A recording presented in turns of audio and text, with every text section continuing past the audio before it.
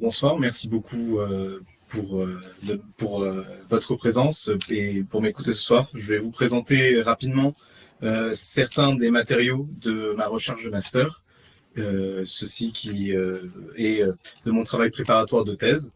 Ce pré-terrain a eu lieu d'août à octobre 2024 et les photos utilisées lors de cette présentation en sont issues. La plupart sont de moi, à part pour une photo qui date pas du tout de ce moment-là et que vous pourrez repérer. Ne bénéficiant pas d'un contrat doctoral, c'est donc grâce à l'obtention de la bourse Louise Béran et Olivier Toussaint que je peux aller effectuer cette enquête de terrain-là. Je vous en suis éternellement reconnaissant. Ma thèse, pour l'instant, est intitulée Mémoire, violence et genre par le prisme des spécialistes du métal de Benin City, étude comparative de la guilde des bronziers royaux, de la guilde des forgerons royaux et des potières du royaume historique de Bénin. Je vais vous présenter rapidement le contexte historique et vous situer où se trouve la société Edo. L'empire de Bénin, à différencier du Bénin actuel, qui est lui qui se trouve sur le royaume historique du Dahomey, est aujourd'hui au sud-ouest du Nigeria. Il a été bâti par les rois sacrés des Edo, que vous voyez ici représenté en vert foncé au sud-ouest du Nigeria. L'empire du Bénin était donc un empire militaire qui a connu son apogée au XVe siècle. Et qui s'étendait au-delà de la lagune de Lagos qui s'étendait sur les rives du fleuve Niger à l'est. Donc, d'abord rencontrés par les Portugais, avec qui ils entretiennent de solides relations commerciales, le royaume finira par attirer la convoitise des Britanniques qui mettront à sac la ville de Benin City le 18 février 1897, brûleront le palais royal et exileront Loba au Vendramuen à Calabar. Les objets Edo pillés lors du sac de Bénin, notamment ceux en bronze et en ivoire, seront revendus et éparpillés dans les musées occidentaux. Devenus célèbres dans l'histoire de l'art africain, les bronzes de Bénin sont aujourd'hui emblématiques de la lutte pour le retour du patrimoine culturel africain sur son continent d'origine. Il faut se rendre compte de l'étendue de la perte. En contexte local, dans la langue Edo, ce souvenir se traduit littéralement en français par couler un motif dans le bronze et se dit Sa Eiyama. Donc, vous voyez la carte ici, avec les Edo là, et ici une photo du palais de Loba, le roi sacré des Edo, qui mis à sac, le toit effondré, et les objets qui étaient entreposés dans le palais au sol devant les soldats britanniques.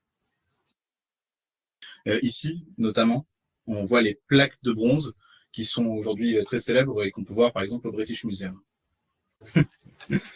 Donc, en effet, en étant chargés d'enregistrer dans le bronze les événements que traversait le royaume, les bronziers de Ligun Neronwan, donc la communauté du bronze, si on le traduisait en français, remplissaient le rôle de véritables historiens parmi les Edo. Étant en service exclusif du roi, l'ensemble de leur production de bronze était destinée au palais, si bien que lorsque les Britanniques s'en emparèrent, c'est très matériellement de l'histoire de Bénin que les Edo furent privés. À la mort de Loba Ovendramwen en exil, son fils Eweka II est restauré sur le trône de Bénin en 1914.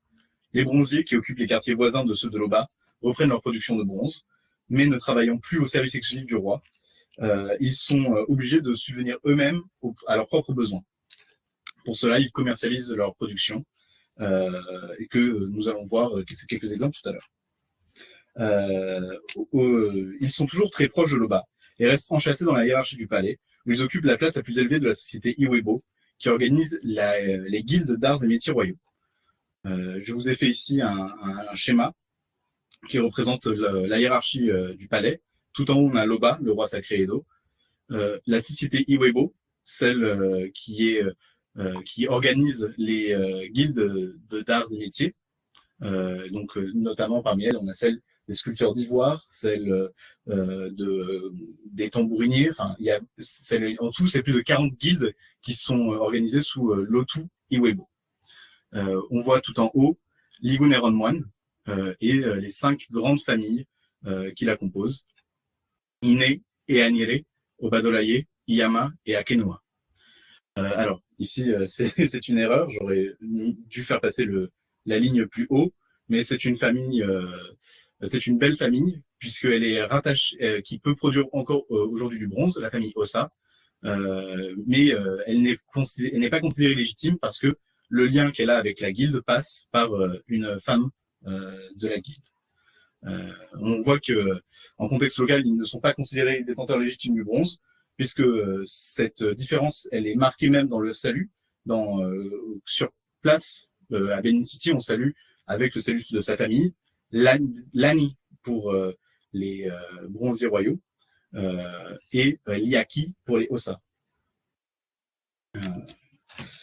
En bas, j'ai mis les noms de certains de mes interlocuteurs privilégiés. Donc avec leur petit frère de Ligun et Maton, la communauté du fer, donc celle des forgerons royaux, ici, ils se considèrent comme faisant partie de la famille royale. Encore aujourd'hui, ne peuvent faire légitimement partie de la guilde des bronziers royaux que les membres masculins issus des 5 grands lignages des bronziers. Si bien que pour m'apprendre la fonte à la cire perdue, Elder William, mon professeur, a dû m'adopter au terme d'une cérémonie de don de prénom. Ici, je vous ai mis quelques-unes des photos qui sont issues de mes matériaux lors de mon terrain de master. Lors de ce terrain, j'avais voulu renseigner la chaîne opératoire de la fabrication des bronzes dans les ateliers de Benin City. On peut voir donc certaines de ces étapes. Les 2 images au-dessus représentent l'étape du modelage de la cire. C'est de la cire d'abeille qui est utilisée traditionnellement. Donc on donne à l'objet la forme désirée. On l'entoure d'un moule en argile réfractaire. Donc ici, on peut le voir que c'est un moule qui est déjà fait et qui est recouvert ensuite de terre humide pour pas qu'il éclate dans le four. Et enfin, en faisant chauffer le moule, on laisse s'échapper la cire par un trou préalablement fait. La cire est perdue et ainsi la place qu'elle occupait laisse un orifice par lequel peut rentrer ensuite le métal fondu. Donc ici, on parle de bronze de Bénin, mais c'est le bronze en termes de catégorie de l'histoire de l'art. En réalité, c'est plutôt du laiton qui est fait pour les bronzes de Bénin. Et ici, aujourd'hui, les bronziers travaillent avec des laitons de récupération, de la robinetterie par exemple. Donc là, on peut voir ces différentes étapes. Ici encore, je me suis permis de vous montrer certains des objets classiques qui étaient produits par les bronziers. Ils les produisent toujours aujourd'hui. On voit des épées de chef, les épées ébènes, qui sont des épées femelles. Le roi étant le seul qui détient l'épée mâle, l'épée Ada. C'est un des principes des royautés sacrées. Ils englobent souvent ce principe totalisateur. Ils sont à la fois nuit, jour, homme, femme. Et là, on le voit avec ces épées-là, que le seul le roi est le détenteur de l'épée Ada, mâle, et l'épée ébène, femelle. À nouveau, ce principe revient avec ce couple d'Ekpen, Ekpen léopard, qui sont les symboles du roi, ici encore une fois, qui viennent toujours par 2, mâle et femelle. Tout en bas à droite, vous voyez un Oracle Bird, ou alors même appelé Disaster Bird. Ils sont fabriqués pour certaines cérémonies où les chefs de Bénin les tapent pour les punir d'avoir fait une mauvaise prédiction. Ils avaient prédit une défaite à Loba, à une bataille qu'il a finalement gagnée. Donc, en mémoire de cette victoire, on punit l'oiseau oracle pour sa mauvaise prédiction. Ici, cette slide, je l'ai appelée Catching the Eye. C'était ce qu'on m'avait dit dans les ateliers pour attirer l'œil du client, pour le faire arriver dans la boutique. On utilise des objets qui sont iconiques. On pourrait, nous, de notre point de vue, certains même observateurs ont dit qu'aujourd'hui, sur la rue Igoun, c'est la rue des Bronzés Royaux, il n'y a plus que des attrapes touristes ou des choses qui sont là pour vendre, tout simplement. Mais déjà, il ne faut pas oublier qu'aujourd'hui, les bronziers dépendent eux-mêmes de leur production. Ils sont obligés de la commercialiser, alors que historiquement, c'était le palais qui leur fournissait et leur matière première, le bronze, et des terres qu'ils pouvaient cultiver pour manger, tout simplement, et assurer les moyens matériels de subsistance. Aujourd'hui, ils sont obligés de commercialiser. Ils utilisent donc certaines représentations iconiques Edo. Ici, le Festac Mask, ou alors le masque de la reine Idia, qui est la première reine-mère des Edo, qui est devenue iconique après le refus du prêt du British Museum pour le festival de 1977 d'art noir qui se tenait à Lagos. Les Nigériens étant tellement frustrés par ce non-prêt qu'ils ont eux-mêmes créé une reproduction en ivoire du masque pour pouvoir l'exposer lors du Festac. En bas à gauche, vous voyez un rhinocéros. Ça, c'est une commande monumentale. Il est en taille 1.1, il est en taille réelle, faite pour un riche client de Lagos. Donc là, on voit aussi que la réputation des bronzés étant tellement grande, même des Nigérians venant de la ville viennent commander des décorations. Et là, on a, entre guillemets, plus rien de classique dans l'iconographie Edo. À droite, on peut voir l'étape du vernissage des broches de mariage. Aujourd'hui, c'est cette production-là que dans les ateliers, on voit le plus. De façon quotidienne, on va produire ces broches de mariage, puisque beaucoup de femmes Edo, maintenant, se dotent de costumes traditionnels, ornent leur coiffure de ces broches en bronze. Et on peut voir ici une photo que m'avait montré une coiffeuse, le résultat de la coiffure pour le mariage. Le genre, c'était un axe que je ne m'attendais pas à rencontrer sur le terrain. Comme souvent avec cette question-là, j'étais parti en m'étant préparé dans la littérature, avec de l'histoire de l'art, de l'anthropologie de l'art, de l'anthropologie des techniques, le genre a émergé en fait à l'ultime mois de mon terrain, lorsque en parlant avec les forgerons, qui sont les petits frères des bronziers, je me suis rendu compte que il y avait vraiment le déploiement d'un vrai discours viriliste. Quand on fait de l'observation participante et qu'on fait du terrain long, certaines choses nous sont données qui ne sont pas données habituellement. Au bout de 3 mois de terrain, en fait, j'avais repéré déjà parmi les bronziers la mobilisation d'un discours gaillard, viriliste. Quand on est avec eux aux côtés des fours et que l'on porte le métal en fusion, ceux-ci nous disent il n'y a que les hommes qui peuvent faire ce métier-là. C'est un métier dur. Nous sommes durs comme le bronze. Nous ne sommes pas faits comme les femmes. Les femmes, il faut les cajoler, il faut prendre soin d'elles. C'est comme si elles étaient faites de cire. Elles peuvent fondre. Nous, les hommes, par contre, nous sommes forts. Nous sommes des guerriers. C'est particulièrement illustré par cet extrait d'entretien que j'ai eu avec le prince Harry, qui est l'oncle du chef Obasogie, qui est le chef actuel de la communauté du fer, donc de la guilde des forgerons royaux. Je vais vous le lire. Parce que Ogun, c'est la guerre. Ogun, c'est le Vaudin du métal, de la guerre et de la violence. Il est connu pour ses éruptions de violence soudaines et assez inattendues. Par exemple, lorsqu'on a un accident de voiture, on va blâmer Ogun. D'un coup, la voiture s'entrechoque. Et on peut être même marqué par Ogun longtemps après. Et dans ce cas-là, ce sont des forgerons qu'on va voir pour retirer l'infection Ogun que l'on a eue à cause de cet accident. C'est un dieu très dangereux, violent et colérique. S'il y a la guerre entre l'Ukraine et la Russie, c'est Ogun. S'il y a la guerre avec Israël, c'est Ogun. Ogun est dans chaque balle, chaque tank, chaque missile, chaque drone. Tout ça, c'est Ogun pour nous. Nous-mêmes, nous sommes Ogun. Regarde cet homme. Ici, c'est ton père et tu le connais bien. Il est calme, assis à côté de toi. Mais à tout moment, il peut exploser. Et alors, aucun homme ne pourra l'arrêter. Si on l'ouvrait, sous sa peau, on trouverait du bronze. C'est parce qu'il fait partie de l'Igun Erronmoine. C'est pour ça que nous sommes des hommes forts, capables de faire ce métier. C'est pour ça que nous sommes de grands guerriers respectés, car dans notre sang coule du métal, et que nous l'y incorporons pour faire partie de l'Igun. Alors ça, j'ai pas pu le vérifier s'il y a en effet une cérémonie dans laquelle ils incorporent du métal dans leur sang. Donc je ne peux pas le dire.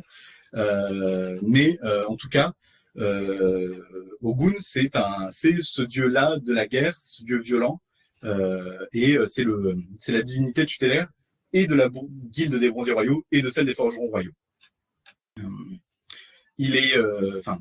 Les animaux qu'on lui sacrifie sont des animaux considérés comme virils, le chien et le coq notamment. À côté de cela, sur les ateliers, il y avait peu de femmes présentes, en tout cas peu de femmes qui pratiquaient le modelage ou l'étape de la fonte sur le terrain. Vous voyez À gauche, à l'image, Elder William, donc mon professeur, et Otasoye, qui était son autre fils adoptif, qui ensemble préparaient ici, commençaient à allumer le foyer pour faire fondre le métal de récupération et en préparation du coulage d'un bronze de Bénin. Et pourtant, les femmes sont là. Elles sont à côté. Sans elles, ce sont elles qui tiennent les boutiques. Ce sont elles qui donc fixent les prix et prennent les commandes et ordonnent à leur mari de lancer telle ou telle commande de broche ou de bronze. Ce sont elles aussi, pendant qu'ils restent à travailler sur l'atelier, qui préparent leur repas et qui s'occupent d'eux. Pourtant, sur place, on interdit aux femmes de s'approcher des fours. On dit qu'elles gâteraient les sculptures et qu'elles feraient échouer la fonte. Encore, celles qui sont vraiment exclues le plus de ces opérations-là, ce sont les mères en puissance, ce sont les femmes qui sont indisposées. Ce sont celles qu'il faut le moins laisser venir près du four. Ça n'est pas une surprise pour l'anthropologie. C'est pour Alain Tessard, par exemple, la forge, c'est le métier le plus masculin au monde. Pour Paola Tabet, c'est en excluant les femmes de la production des outils et des armes que les hommes assurent la mainmise de leur domination sur elles. De la même façon, le rapport entre obstétrique et reproduction biologique a aussi été observé. Parmi d'autres, je vais citer Nicole Echard, qui, en travaillant sur les forgerons à Oussa, a pu voir celui-ci, notamment dans les paroles noires, où littéralement il y a un parallèle qui est fait entre la reproduction humaine et la réduction du minerai de fer, et où, par exemple, chez les Haoussa, les forgerons sont castés et sont en couple avec les potières. Et les potières, elles, sont en grande majorité des femmes, et les forgerons sont tous des hommes. Je citerai aussi Yves Monigno, qui, chez les Bayas de Centrafrique, a vu que le processus de réduction du minerai de fer est même littéralement appelé c'est appelé l'accouchement des hommes. En fait, ce sont les forgerons qui même vont accoucher du fer. Ces rapports-là ne sont pas donc inconnus de l'anthropologie. Par contre, fait étonnant, il y a, parmi les bronziers, il y a une exception, au moins renseignée historiquement, d'une femme qui a pu être bronzière, qui a pu faire partie de la guilde. Cette femme-là, c'est la princesse Elisabeth Olowu.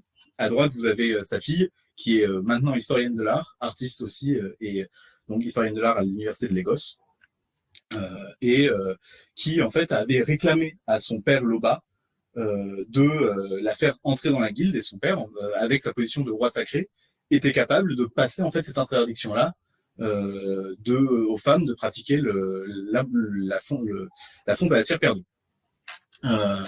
Mais de fait, il y a d'autres rapprochements entre les gestes techniques du modelage et du travail de l'argile que font les bronziers, que font les sculpteurs, et ceux des potières, par exemple. Est-ce que c'est dans le geste technique que l'on peut trouver la réponse de pourquoi est-ce que certaines femmes sont autorisées à faire la fonte à la cire perdue, à faire de la sculpture de bronze, mais pas à être des forgeronnes, à faire ces projections lancées sur l'enclume avec un marteau pour forger des outils, des armes. Est-ce que c'est cette exclusion-là, là, on produit un art, mais on ne produit pas des armes ni des outils. Lorsque dans la guilde des bronziers royaux, on produit des têtes monumentales, on produit des sculptures historiques, mais ce ne sont pas des outils que l'on peut peut-être retourner contre les hommes. Donc, où est-ce que se trouve cette réponse? Eh bien, parmi les Edo, à Benin City, je pense que l'on peut avoir, avec cette existence d'un côté des potières, de l'autre des forgerons, et au centre, les bronziers royaux, qui peut être une réponse, en fait, avec cette disposition particulière de ces trois complexes techniques-là. Et donc, là, je vous ai surtout présenté mon travail de master, mais en thèse, c'est ce qui est prévu, donc de faire une ethnographie poussée lors d'un terrain long avec de l'observation participante. D'un côté, des forgerons royaux avec qui je n'ai eu que peu de rapports, revenir chez les bronziers royaux pour approfondir ce nouvel axe de recherche, et enfin des potières pour avoir cette valeur comparative. Enfin, merci beaucoup. Je ne bénéficie pas d'un contrat doctoral, donc je n'ai absolument aucun financement. Sans l'aide de cette bourse, je n'aurais pas été capable de mener à bien ma recherche, ou en tout cas dans d'aussi bonnes conditions. C'est pas facile d'être doctorant aujourd'hui, de ne pas avoir de financement, de travailler en même temps que sa thèse. Et merci beaucoup pour tout cela, surtout que cette bourse, ça n'est pas que une bourse parmi d'autres. Il y a aussi toute cette charge émotive là, et et ben, euh, merci beaucoup, et je ferai honneur, et merci de m'avoir accordé votre confiance pour mener à bien ce terrain-là. Ça vaut beaucoup pour moi.